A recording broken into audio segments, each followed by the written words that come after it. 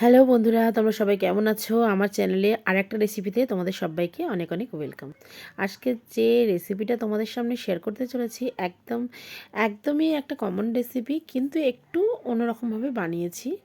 দেখো, এখানে ডিমের ভাপা করেছি। অনেক সময় ডিম তোমরা ভেঙে ফাটিয়ে নিয়ে ভাপাটা করো, এটা আমি সিদ্ধ করেই ভাপাটা করেছি। দেশি মুরগির ডবল কুসুমের ডিম ছিল, এটাকে আমি সিদ্ধ করে নিয়েছি। সিদ্ধ করে নিয়ে একটু কাশ্মীরি লঙ্কা, নুন আর একটু হলুদ। দেখো, ডিমগুলো আমি গোটা ভাজবো না, দেখতেই পাচ্ছ ডবল কুসুম তোমরা এখানে। তো ডিমটা আমি কেটে হাফ হাফ করে কেটে নিয়েছি, নিয়ে আমি কড়াইতে দিয়ে ভেজে নিচ্ছি। এখানে আমার সব কিছুই আমি আগে থেকে দিয়ে দিয়েছি। এবার আমি একটু কাঁচা লঙ্কা কুচিয়ে নেব, সেটা আমি দেব।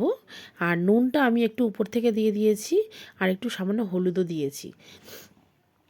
ডিমটাকে ভালো করে আমি ভেজে নেব, লাল লাল করে একটু উল্টে পাল্টে ভেজে নেব। এখানে দেখো কাঁচা লঙ্কা কুচানো দিচ্ছি। তো এর স্বাদটা খুব ভালো হয় খেতে। গোটাও তোমরা করতে পারো, কিন্তু যেহেতু এর স্বাদটার জন্যই আমি বলছি যে এটা কেটে করলে না, এর স্বাদটা খেতে খুব ভালো হয়, আর কিছুই না। তো এখানে আমি আস্তে আস্তে করে একটু উল্টে দিচ্ছি, যাতে কুসুমগুলো ভেঙে না বেরিয়ে আসে। সেই জন্য একটু ভেঙে বেরিয়ে আসার সম্ভাবনাটা বেশি থাকে। আর এটা তোমরা পারলে ননস্টিকে করো।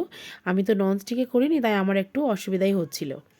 তো যাই হোক, এখানে আমার সাদা সর্ষে, কালো সর্ষে আর পোস্ত একসাথে বেটে রাখা ছিল। তিনটেকে আমি একসাথে একটু কাঁচা লঙ্কা নুন দিয়ে বেটে নিয়েছি মিক্সিতে। এবার আমি সবগুলো ডিম, মানে কোয়ান্টিটি অনুযায়ী নেবে, ডিমের কোয়ান্টিটিটা দেখে নেবে, যতগুলো ডিম অনুযায়ী নেবে। এখানে সর্ষে পোস্ত বাটাটা দিলাম। এবার এর মধ্যে 2 চামচ টক দই দিয়ে দিলাম। টক দইটা অবশ্যই দেবে, কেননা টক দইটা দিলে তবে এটা খেতে বেশি ভালো লাগবে।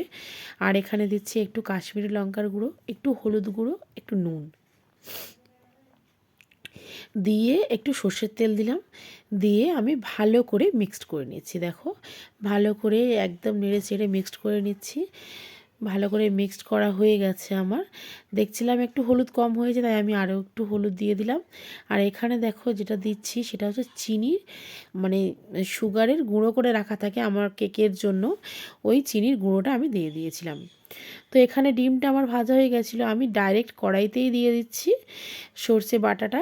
আর সর্ষে পোস্ত বেটে যেটা রাখা ছিল ওটা আমি কড়ার মধ্যেতেই দিয়ে দিলাম। দিয়ে ভালো করে সবগুলো দিয়ে দেবো, দিয়ে কাঁচা লঙ্কা দিয়ে দেবো, দিয়ে একটু জল আর উপর থেকে তেল দেবো, একটু সর্ষের তেল দিয়ে আমি ঢাকা দিচ্ছি। দেখো, এখানে আমার ভাপাটা হয়ে গেছে। তোমরা কিন্তু চাইলে অবশ্যই একটা টিফিন বক্সের মধ্যে করবে, আরও বেশি ভালো হবে। আমার সময়টা ছিল না বলে তাই করতে পারিনি। ভালো লাগলে চ্যানেলটাকে সাবস্ক্রাইব করে পাশে থেকো।